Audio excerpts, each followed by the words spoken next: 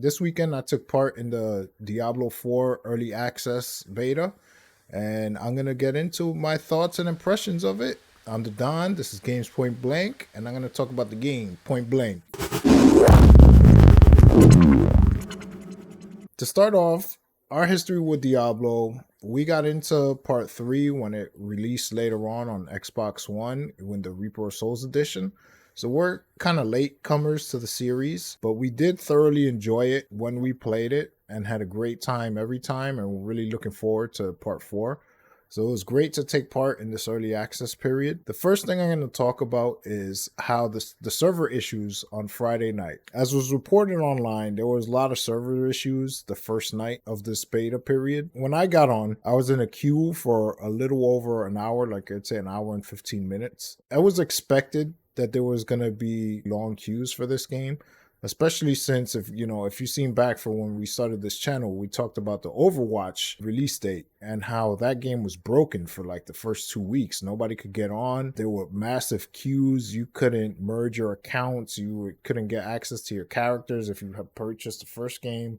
It was a big mess. Unsurprisingly, this Diablo 4 beta was the same mess. The way my experience was with this beta was actually a positive sign to me, because Friday night there were massive queues and they were saying they were going to do things to fix it. And I also followed up and played Saturday and Sunday. And on Saturday and Sunday, I was never on a queue for more than a minute. And I take that as a good sign for when it launches, when you take into consideration that Overwatch 2 was broken for 2 weeks. This early access open beta was only the first night. They said they were going to fix it, and they appear to have fixed it, at least from the Xbox side of it.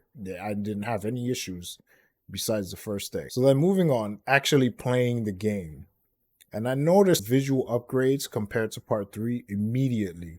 When you start the game, you create your character. There's a wide range in comparison to part 3 of customization options you can have for your character. You can pick the skin color, different hair types. Obviously, you can pick the sex of, your character you're going to be from the class. They had 3 options. They had the sorcerer, the barbarian, or the rogue.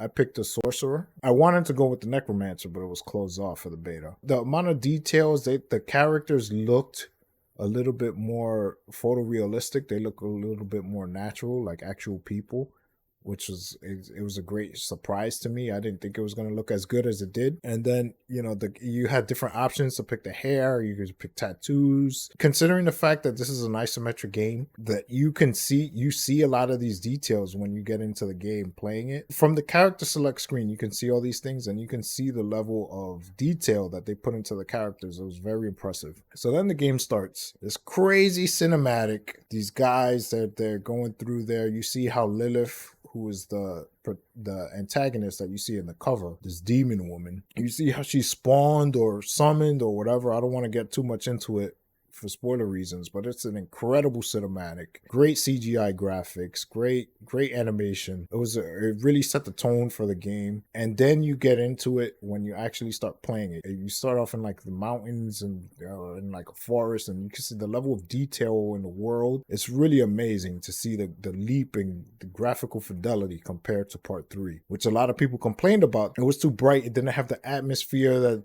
fans of the series expect going from Diablo 2. And it's very atmospheric. It was a little bit scary, because it's not scary.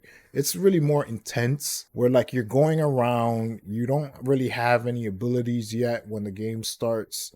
You don't know where the mobs are going to start coming out from. It was like you're just walking through this forest, and then suddenly you can't really see because the camera zoomed in a little bit more than normal, so you don't have that wide of a perspective of what's going on. When you start getting attacked by the monsters and things, it's really cool. It really set a good atmosphere and a good tone for the game. A cool thing I noticed about the graphical fidelity of this game is the lighting. The lighting is really incredible. Since this generation has started, I've really been more aware of lighting in games that I wasn't too keen on before. In this game, when you're like going, if you're in like a hut and there's a light source in one room, and when you leave that room and go into another room, you can see like the shadow bend around the door. You see the shadow around your character moving as you're walking around. It's really incredible stuff they did with this game in comparison to the last one. Another good thing is like the cutscenes. The cutscenes are not all like CGI animated. They're actually like in-engine cutscenes. And the camera, it kind of like just pans in, goes from the isometric view above, it just like kind of moves down and it goes into the scene, kind of like a third person perspective. It's really cool, and you can really see like the details and the character models that they put in from the last game. It looks really awesome. The next thing I want to talk about is the way the game is designed. Once you get out of the prologue and you find out like what's going on, how you're going after Lilith, the game is designed in like an open world kind of way, except it's sectioned off, kind of like Destiny has instances. So you see it when you look on the map. You can see the zones on the map where there's like a zone here, zone here, zone here. It's all interconnected in this big world. And as you're going through different sections of the world, you can see random people who are also playing the game. So that's something that was not in part 3. You would see people in New Tristan, and that was about it. But like once you leave the town hub area, you go to separate sections that are their own instance, and you see people running around fighting mobs. You can go help them. They'll have public events. This is also like Destiny, where you can all team up to fight like this boss. One of the ones I did, there's a pillar in the middle with like 4 or 5 plates around it where you would stand on them, and it would set off like a timer, and then when you stand it long enough, it will spawn enemies, and you kill them. You do all 5 plates, and then the boss spawns, and then you kill the boss, you get loot from that. It was pretty cool seeing things like that in this game, and they're just around on the map. You can go find them and do them, and there'll be other people doing that. You'll be helping each other. It's very cool stuff. And also they added side quests to it, so when you're going to like the next story mission somewhere on the map, you see a blue exclamation point on the way, and you go to the blue exclamation point, it'll give you like a little story or whatever. This guy needs help, and it's a side quest. Then you go to another part of the map. That was really cool thing to see, because the last Diablo didn't really have side quests like that. And yeah, overall, I didn't beat it. I played about 4 hours. It left a very good impression on me. This weekend is going to be the open beta, open to everybody, and I'm going to be playing it again. Hopefully I get to finish it this weekend to get this, because they give you a mount or something in the main game. Overall, I'm very excited for this game, having played during this beta. If you're new to the channel, hit the like button, subscribe if you like our content, and we'll see you in the next one.